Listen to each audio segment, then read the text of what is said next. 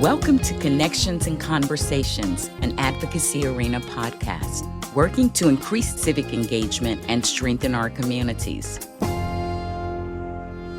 Well, hello, everyone.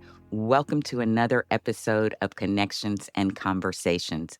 I'm so glad to have with me today Susan Bordson, who is someone that has been a part of our community for quite some time. And we lean on her for a lot of information around media and journalism. And that's why I've asked her here today. I'm so glad that she could join and talk to us a little bit about it.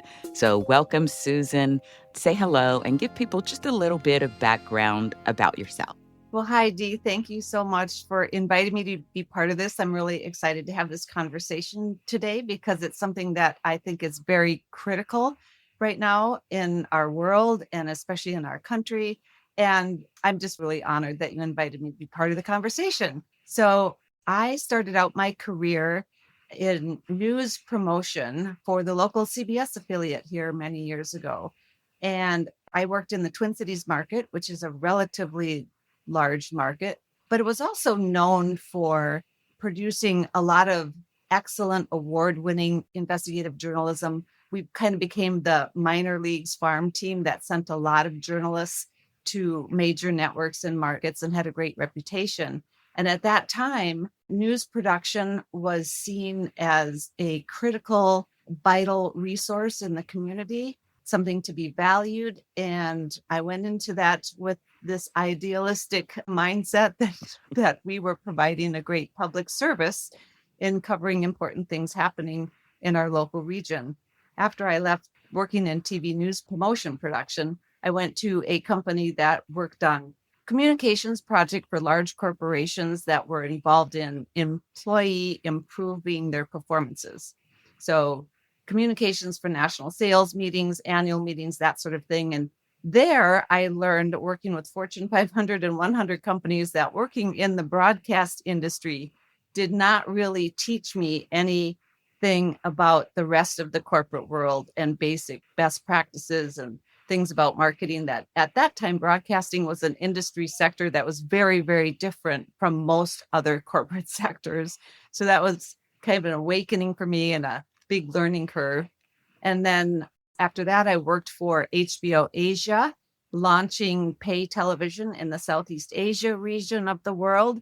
And then more recently in my life, I kind of been working as a freelance communication consultant for large nonprofits, some of them international, just speech writing, producing videos that storytell about the organization and that sort of thing.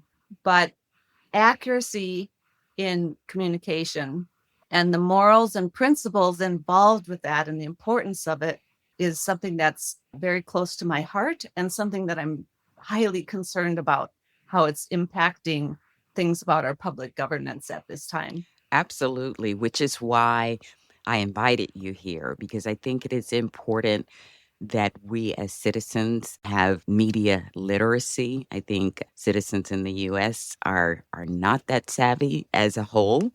And I think it's important that we become more media literate. So I wanted to talk to you a little bit today. And first, we want to kind of start off with an overview of where we are right now as far as, journalism and media as it pertains to the sources that we have traditionally kind of relied on to go to places for news. Can you talk a little bit about that? There are so many trends, big trends happening now, just like many other sectors. We're seeing change at a rate that is faster and almost harder to audit and examine as it's evolving. And a lot of that has to do with the convergence of different sectors as tech has evolved and has crossed over into these big Venn diagrams of media and news production and how it's distributed gets involved with the tech aspect of it. It has created this churn of change at the rate this past decade has far surpassed the rate of change, let's say from the 60s, 70s, 80s, and 90s. That's one of the biggest things is the rate of change. And that has influenced audience choices and behaviors And our audience choices and behaviors then turn around and impact content that we see.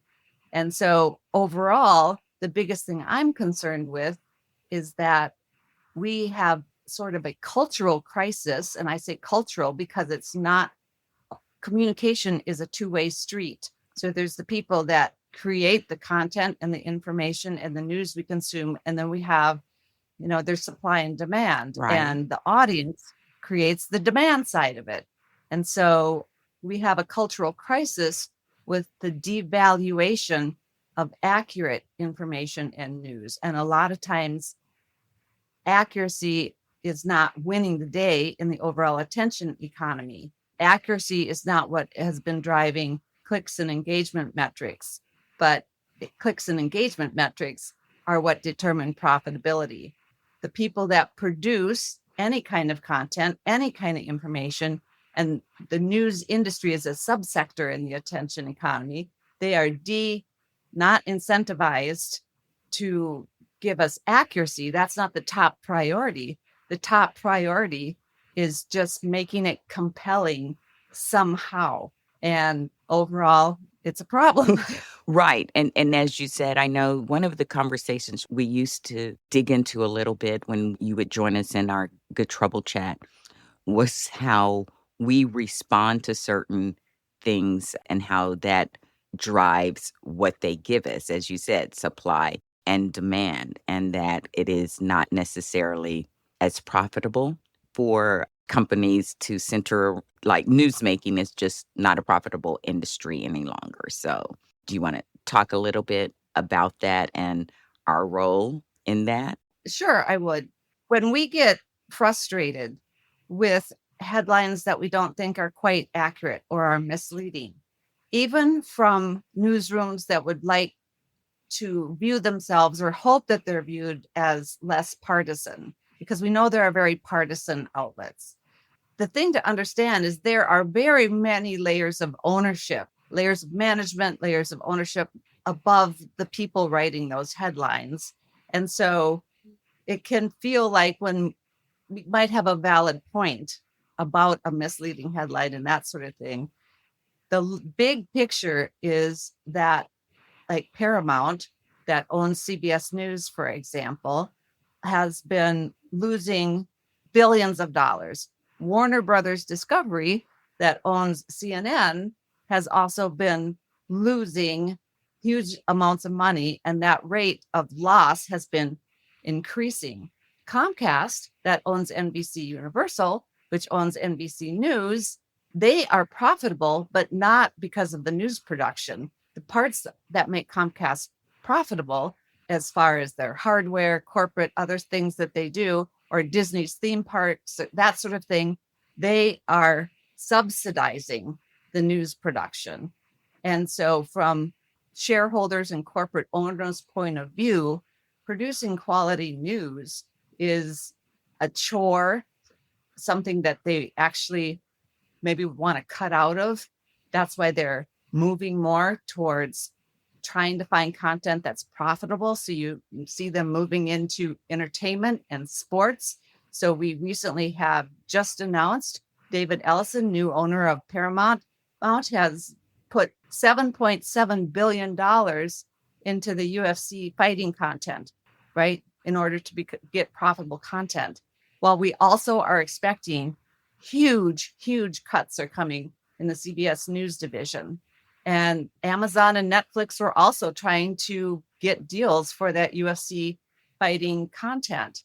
So as we go from less linear watching and seeing stuff via cable and satellite with all these third parties in between getting the content to us, it's moving to streaming. That's where the growth is. That's direct to consumer way of distribution. And so to be profitable, you are going to give whatever the consumers are clicking on and wanting. And then as we see technology and devices change, now when you put on your smart TV, if you have a smart TV, you see all these tiles up there that are algorithmically based, trying to push you to content that TV is learning you like to click on and watch.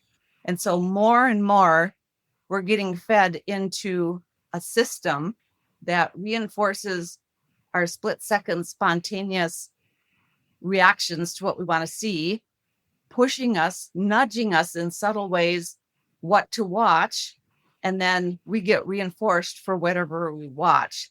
And our tendency is to watch things that entertain us, help us escape. That's fine. But usually the content that is examining and auditing public governance, what our government officials are doing locally, state, federal level, auditing how those actions are impacting outcomes and what those outcomes mean to us, is not as compelling content for a lot of people. And so we've lost any sort of public service mission to do that. And entities like public broadcasting that do it for the public interest and because of a public service mission, we see the Trump administration has been doing everything in their power to shut that down, to defund it, to discredit it, etc. So there's a big toxic soup of things happening with lots of different things going into the pot to make this a very dysfunctional news and information system. And it's not all of one thing. There's a lot of things impacting it, including us, the public, as audiences, our choices and our behaviors and how we interact with the content and what we reward with our viewing. Right. And that is so important. And I appreciate you sharing that. And that is a reminder that you used to bring to our conversation quite often, encouraging us to help amplify and let the people who were providing that good, important, deep dive content that we appreciated it so that they would give us more of that. So we are part of this content equation, this news equation. So I think it's important that we understand the role that we play and how we can help to improve it, improve our interaction a little bit. But also, because all of these things, they are, I feel like, very fluid right now, especially with this new administration. Things are changing and they will be continuing to change, I feel. It's important in such a state that we be well informed and we know those good sources to go to that we can rely on to provide us some good information. I'd like for you to talk a little bit about that. And we're going to, of course, in our show notes, provide some lengthier links and resources for people. Well, there are some bright spots on the horizon that give me a little bit of hope that it won't always be this way. There has started to be a recognition by lots of important people that are as concerned about this as us.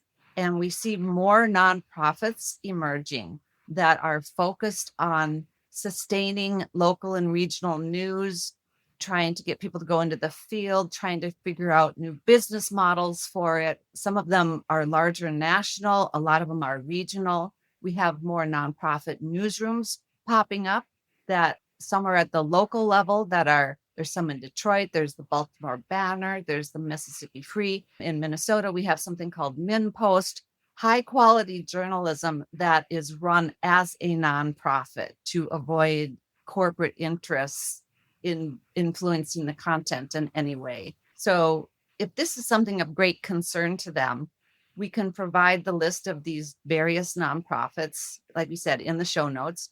And some are focused on the reporters, some are focused on rural news so that we can try to address some of the news and information deserts we have around the country. We don't all get the same quality of content in terms of covering public governance specifically. Then there's like the News Literacy Project, which is a great nonprofit that's been growing, and they focus on news and media literacy education in the schools and programs for community programs, school programs. So there's a lot of different nonprofits that people can seek out if they want to and try to support. And then the other thing that I would say is try to take special note. There are some smaller newsrooms, like to give one example, Wired is a tech publication. That's their history. The editor-in-chief is Katie Drummond. She has been a courageous champion that has stood out because when Doge became a big story, and you're trying to use tech to cut fraud in the Trump administration and all of that. And they brought in Silicon Valley types to do it. Wired was ready to go because the tech industry was their specialty in their area of expertise. And they went in and produced some of the best, clearest, courageous reporting on what Doge was actually doing, and that it was actually not doing what it was claiming it was doing. So, things we can do is when you do notice publications that are doing quality audits on the effectiveness and outcomes of public governance, is to give a subscription to a smaller newsroom and give it clicks and that sort of thing. Go seek it out, because I feel like that will do more good. At least you'll feel better about it because you'll be rewarding the people who are trying to do the good work and noble work, versus just being mad at the corporate newsrooms that are not performing like we would like them to, as far as being a check on governmental power at this time. Right. Absolutely.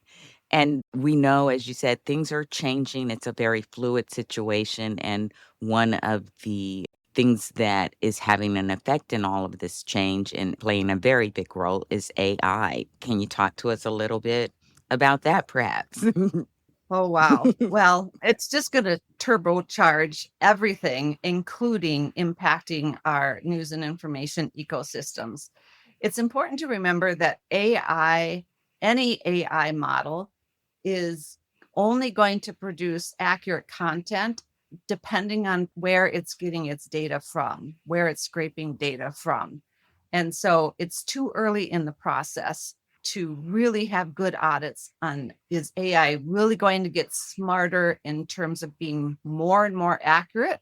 Or will there be ways that bad actors or inadvertently inaccurate data gets scraped into it? And now we're creating this churn where we've got tech powered inaccuracy getting fueled out in some way, shape, or form. It's so early. So people just have to really understand that if they're using Claude or Chat GPT or any other AI tool for your own resourcing, is the standard rules apply, in that take all of it, but cross-reference, go to the links it supplies, audit the links that your AI tool is supplying, and that sort of thing. Yes, it's going to be an incredibly helpful tool, but like any powerful tool, sometimes it's really great at causing some damages as well. So that's the important thing to understand. AI, it's only as good as the data it takes in and uses. Exactly. Garbage in, garbage out. And I just heard on one of the podcasts that I listened to, is that it has ChatGPT has now offered the government a big discount if they'll choose that AI tool. And right now, AI is so expensive, it's not a profit maker yet. But the investors and owners of these AI platforms believe so much in its future critical nature of it, that they're still just pouring millions and millions of dollars into it, tons of resource into it, thinking about the future. Well, ChatGPT wants to get the government locked into using ChatGPT as its AI source, even if it creates even more loss for ChatGPT, OpenAI at this point, because they want that huge scale long term. So it's really hard to try to fathom ahead ramifications and outcomes and auditing whether there's going to be more positive or negative for us, the public, the public's interest. Yes, absolutely. So we're just going to have to stay on our P's and Q's and lean on folks like you who can help us understand and guide us down good paths for resources and information, but, always check but verify.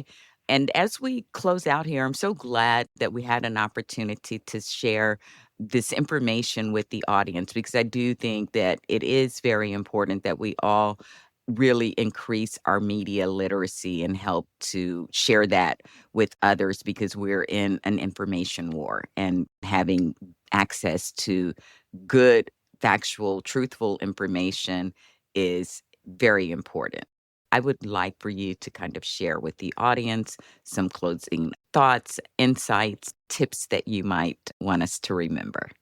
One main tip is just be very mindful of your own behaviors and what content you're rewarding with your engagement.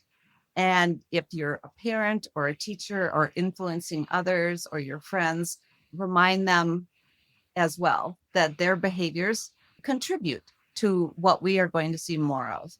The other thing I would say, if people are more interested in understanding the business side of it, the supply and demand market forces that are influencing this, I think it's important to understand that even if it frustrates us and makes us upset, and it's not stuff we really want to know, we wish that there were corporate owners that wanted to produce journalism that audits and examines and covers and analyzes our government officials and their actions and the outcomes of all of that, just because they know it's good for the public to know these things so that we can be smarter voters and smarter consumers and all of that. But it's not going to happen. But I do think it's good to understand what's going on, because that's a big part of what makes us smarter about being consumers. Right now, the commodity isn't the content. You have to think about our attention is the commodity. Yes. The economy is our attention. And so if all we reward is entertainment and sports content, that is what we will see more of. And we haven't been rewarding quality journalism, and it's not profitable. Long term, I think the smart people are realizing we can't rely on corporate for-profit newsrooms to do this work, because their mission to make a profit is totally different. We do need nonprofits that have the mission of serving the public. It's a completely different mission other than making a profit. One of the ways to keep up on the business is there are some free things that I recommend. Margaret Sullivan, who has an excellent Substack, she had been the public editor at both the Washington Post and New York Times, and now she's independent. And she does an excellent job on covering how the journalism sector and its relationship directly to public governance and how they're often failing in helping us sustain more effective public governance. Check her out. Then there are some for the media business side of it. If you want to pay for one newsletter subscription, the person I would recommend is subscribing to Status newsletter by Oliver Darcy, because he covers the media industry and he's the one who most includes also morals and principles behind the work. And so that's important to him. And that differentiates him. For example, Sarah Fisher of Axios also covers the media industry, but she's not as interested in morals, values, principle side of it. That's going to be strictly what's business. Brian Stelter, there's still a free newsletter. Brian Stelter from CNN. It's called Reliable Sources. At this point, CNN's trying to move to a subscription model. At this point, that newsletter is still free. Then a lot of times, quality newsrooms like Bloomberg, Lucas Shaw, who covers the media industry there, he offers a newsletter himself. So if you can find media reporters who work in large newsrooms, it's become more common now that they do their own individual newsletter. And a lot of times, if you don't want to subscribe to the newspaper or news publication, you can still get newsletters from people who cover that industry, and that resource is free. There's also a number of podcasts to follow. For tech, I recommend a subscription newsletter by Casey Newton is called Platformer, but he also does a free podcast once a week called Hardfork with the New York Times media reporter. So Hardfork, if you like to listen to content, is excellent about covering media and tech, and they absolutely do cover morals and values involved in that industry. So that's why I like them. The Powers That Be is a podcast from Puck News, and every Monday they focus on media.